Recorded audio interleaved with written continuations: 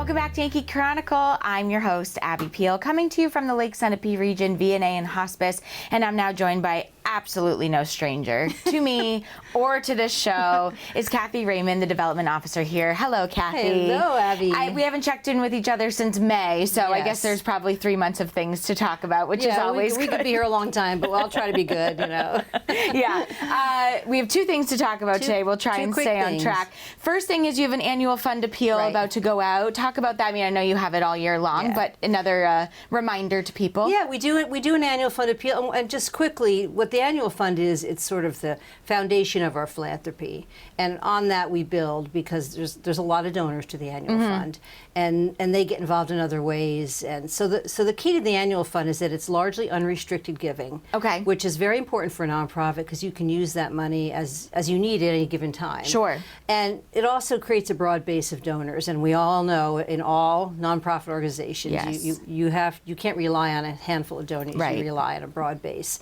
So the annual fund kind of gives us that foundation, but we wanted to increase our goal by $50,000 this year for the annual fund, and we had a donor who I was talking to, and that donor said she would give us $30,000 toward that goal. So we already have an extra $30,000 from a friend of the agency who has supported us before.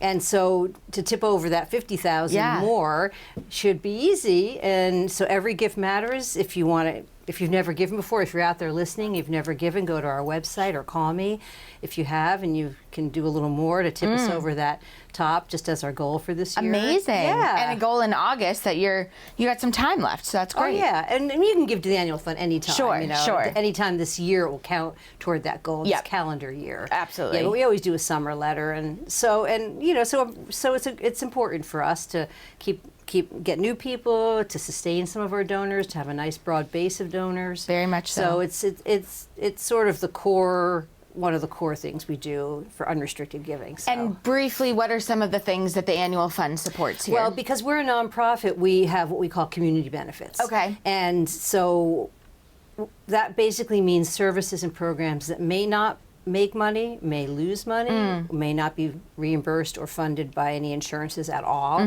but we deem that they're important to the agency to do. And I won't get into that because we don't have time, but if there's a whole list of community benefits, and it's a requirement as a healthcare nonprofit in New Hampshire to provide community benefits and report them to the state of New Hampshire.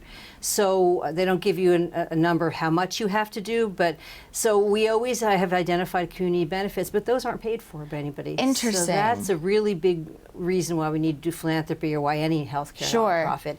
And then just operationally, things are just more expensive. Oh yeah. And it's harder to make money on operations. In fact, it's quite unusual, and that's not unusual for nonprofits either. Sure.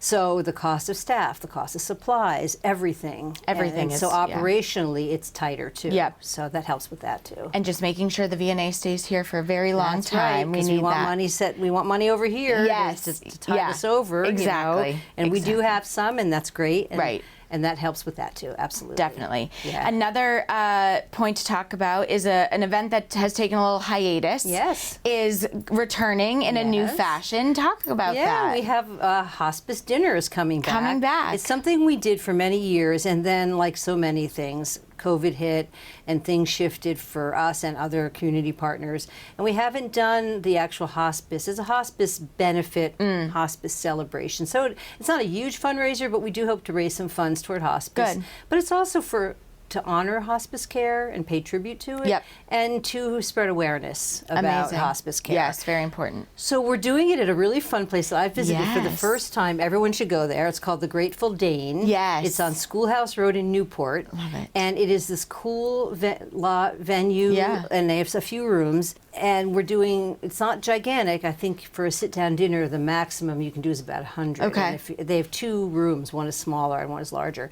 But it's this beautiful view. Amazing. Just gorgeous. Yeah. And the people are from Massachusetts, and they are just a delight. Amazing. It's very affordable, very flexible.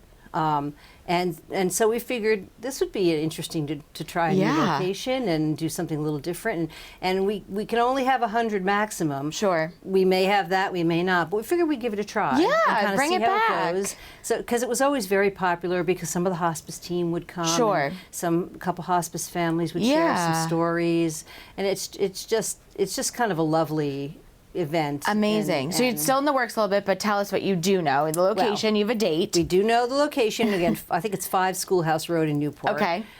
We have the date, Wednesday, October 22nd. Oh, it'll be a pretty foliage time up there, That was our hope. Yes. You know, it's interesting, because November is hospice month, so we're originally trying to look at a date in November, and then I talked to the hospice team here, and they were like, it doesn't really matter if we do it in October. Sure. We could still honor hospice Absolutely. month. And then, so it might still be, last year the foliage was late, so I'm hoping maybe that'd be really good. It would be just really pretty to go there, and not have as much a risk of snow or cold or things like that, which who knows, you know. Hard to believe that's on the horizon. I know with what's going on. We probably won't get any snow this year, but so it's October 22nd, Wednesday, probably 5:30 or 6 o'clock. I will be sending invitations and to people I know, but there'll also be ads. Sure. So once you see that, probably in September. Yeah. Early-ish maybe, I'm not sure, but look for ads in the shopper or wherever on our website. The seating will be up to 100, so if you see it and you're interested, reach out. Well, and because you've taken so much time off in between the last one, there's a lot of new changes in hospice. Not only families that have used your services, but staff, I'm sure too. And so, what a great reset for this event. Yeah. So we're looking forward to it, and it will round out kind of the hospice awareness, and And before we know it, it'll be time to talk about the next Women Who Make a Difference luncheon too. We'll come back and talk to you about that. It will be. When do we start meeting? January. It seems so far away, but it's really not. It comes so fast. Yes. Well, Cathy Raymond, always a pleasure to check in. Thank you, Two Abby. wonderful things happening. Support not only the VNA but the hospice program here as well. All the information can be found on the VNA's website. Right. Yes. Thank you for joining me. So much.